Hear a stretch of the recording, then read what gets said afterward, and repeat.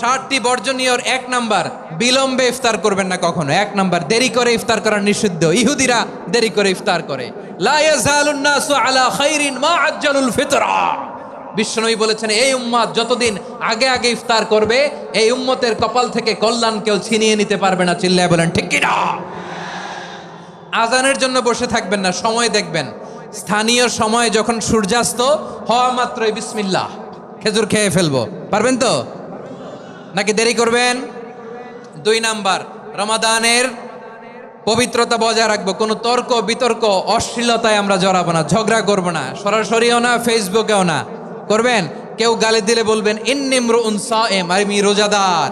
আল্লাহর হাবিব শিখিয়েছেন, কেউ যদি তোমার গালি দেয়, কটু কথা বলে, অশ্লীল কথা বলে, রমজানে তুমিও বলতে পারবে না। তুমি বলতে পারবা ইন্নিমরুউন সায়েম, আমি রোজাদার। আজকে থেকে নিয়ত করেন, রমজানে কেউ গালি দিলে আপনি একটা গালি দিবেন নাকি? কি বলবেন? রোজাদার, রমজানের পবিত্রতা আমি ভঙ্গ করতে পারবো না। অশ্লীল নাটক সিনেমা আমরা দেখব না। যে রমজানে মিথ্যা কথা, মিথ্যা কাজ, মিথ্যা সাক্ষী ছাড়তে পারে নাই, তার না খেয়ে থাকা, উপবাস থাকা দিয়ে আল্লাহর কিছু যায় আসে না।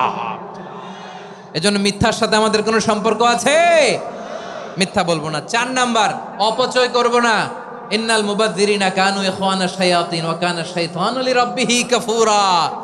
অপচয়কারী শয়তানের ভাই। আচ্ছা, যে শয়তানের ভাই ও নিজেও আরেকটা কি? শয়তান। যে শয়তানের ভাই ও নিজেও আরেকটা কি? অপচয় করব না। ইফতারি করতে যে আমরা অনেকে অপচয় করি, এগুলো করবেন আপনারা না। অপব্যয় করব না। 5 নাম্বারে, রিয়া, লোক দেখানো ইবাদত আমরা করব না। লোক দেখানোর জন্য নামাজ, রোজা, জিকির, তেলাওয়াত, দান, সদকা এগুলো করলে আল্লাহর দরবারে এগুলো কবুল হবে। বিশ্বনবী বলেন, দাজ্জালের ফিতনার চেয়ে একটা বড় ফিতনার ভয় আমি করি। সেটা কি? আর রিয়া, শো অফ মেন্টালিটি, লোক দেখানো মানসিকতা। এটা থেকে আমরা বিরত থাকবো ইনশাআল্লাহ। 6 নাম্বার, অনেক গুরুত্বপূর্ণ। ব্যবসায়ী ভাইয়েরা, ব্যবসা করেন কারা কারা? হাত তুলে দেখান তো আমারে। মাশাআল্লাহ, হাত নামান। ব্যবসায়ী ভাইয়েরা, অনেক অসাধু ব্যবসায়ী আছে, রমজান আসলে নিত্য প্রয়োজনীয় পণ্যের মূল্য বৃদ্ধি করে দেয়। এরকম আছে না নাই? এগুলো করবেন না। মজুদদারি করবেন না। পণ্যের কৃত্রিম সংকট বাজারে করবেন না। আপনি লাখ টাকা কামায়া ভাবছেন যে রোজাদারদের কষ্ট দিয়ে ধনী হবেন। এমন রোগ আল্লাহ আপনারে দিবে, কোটি টাকা দিয়েও আপনি হাসপাতালের বিল পরিশোধ করার ক্ষমতা আপনার হবে না। খবরদার।